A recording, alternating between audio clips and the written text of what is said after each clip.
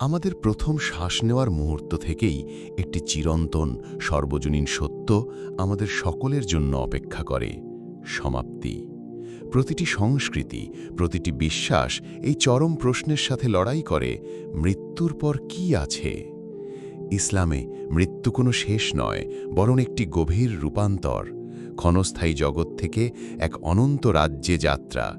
এটি সেই যাত্রার গল্প। হাজার হাজার বছর ধরে মানবতা মৃত্যুর মুখোমুখি হয়ে উত্তর, সান্ত্বনা এবং বোঝাপড়া খুঁজেছে। মুসলিমদের জন্য এই বোঝাপড়া ঐশ্বরিক প্রত্যাদেশে গভীরভাবে প্রথিত, যা তাদের জীবনের উদ্দেশ্য এবং চূড়ান্ত প্রত্যাবর্তনের জন্য প্রস্তুত করে তোলে।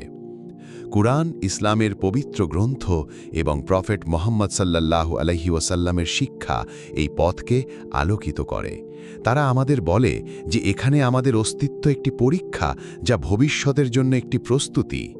প্রতিটি কাজ, প্রতিটি উদ্দেশ্য রেকর্ড করা হয়, যা আমাদের অনন্ত ভাগ্যকে আকার দেয়।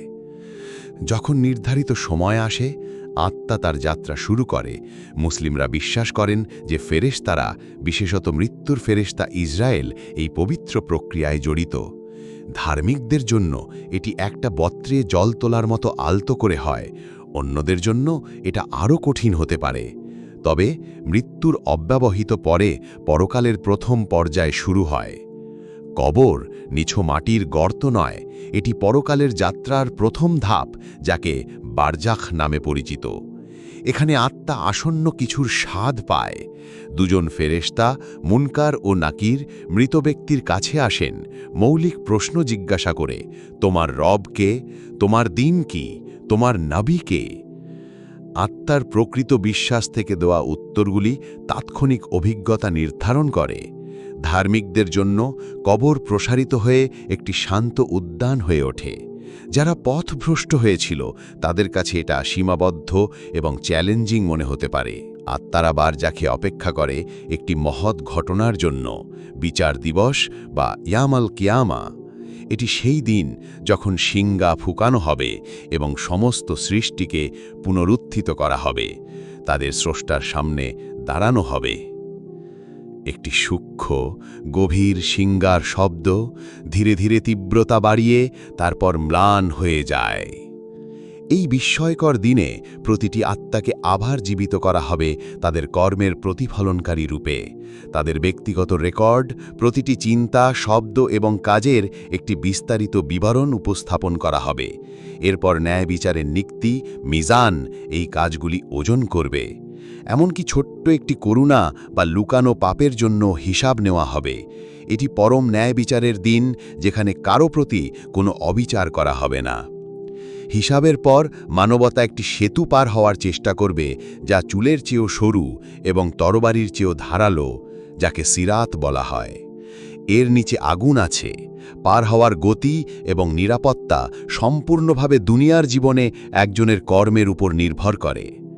নবী মুহাম্মদ সেতুর শেষে দাঁড়িয়ে থাকবেন, তার উম্মতের জন্য সুপারিশ করবেন এবং তাদের কাউসারের আশীর্বাদপূর্ণ ঝর্ণা থেকে পানীয় দেবেন, যা তাদের তৃষ্ণা চিরতরে নিভিয়ে দেবে। চূড়ান্ত গন্তব্য অপেক্ষা করছে: জান্নাত, স্বর্গ, ধার্মিকদের জন্য অকল্পনীয় সৌন্দর্য এবং অনন্ত সুখের এক রাজ্য, এবং জাহান্নাম, জাহান্নামের আগুন, যারা আল্লাহের আদেশ অমান্য করেছে এবং অন্যদের উপর অত্যাচার করেছে, তাদের জন্য কঠোর প্রতিশোধ। জান্নাতকে এমন বাগান হিসাবে বর্ণনা করা হয়েছে যার নিচে নদী প্রবাহিত হয়, যা আত্মা আকাঙ্ক্ষা করতে পারে এমন প্রতিটি আনন্দ এবং আরও অনেক কিছুতে পূর্ণ। এটি দুঃখ, ব্যথা এবং বার্ধক্য মুক্ত একটি স্থান, যেখানে সর্বোচ্চ পুরস্কার স্বয়ং আল্লাহের দর্শন। অন্যদিকে জাহান্নাম একটি কঠোর সতর্কতা, যারা আল্লাহের আদেশ অমান্য করেছে এবং অন্যদের উপর অত্যাচার করেছে, তাদের জন্য একটি পরিণতি। এর কষ্টগুলি তীব্র, তবে ইসলামী বিশ্বাস ঐশ্বরিক দয়া এবং বিশ্বাসীদের জন্য পুরস্কার তার পক্ষকে জোর দেয়। পরকাল সম্পর্কে এই গভীর উপলব্ধি একজন মুসলিমের জীবনকে আকার দেয়। এটি উদ্দেশ্য, জবাবদিহিতা এবং আশার একটি বোধ জাগিয়ে তোলে। এটি ধার্মিকতা, সহানুভূতি এবং আল্লাহের নিকটতার জন্য ক্রমাগত প্রচেষ্টাকে উৎসাহিত করে। সুতরাং মৃত্যু ভয়ঙ্কর কোনো শেষ নয়, বরং একটি অনন্ত বাস্তবতার দ্বার। ইসলামে মৃত্যুর পরের যাত্রা স্রষ্টার মহান নকশার এক প্রমাণ, চূড়ান্ত ন্যায় বিচারের প্রতিশ্রুতি এবং অর্থহীন জীবন যাপনের এক আমন্ত্রণ। এটি এমন একটি যাত্রা যেটা আমরা সকলেই করব, এবং বিশ্বাসীর জন্য এটি তাদের রবের কাছে চূড়ান্ত প্রত্যাবর্তন।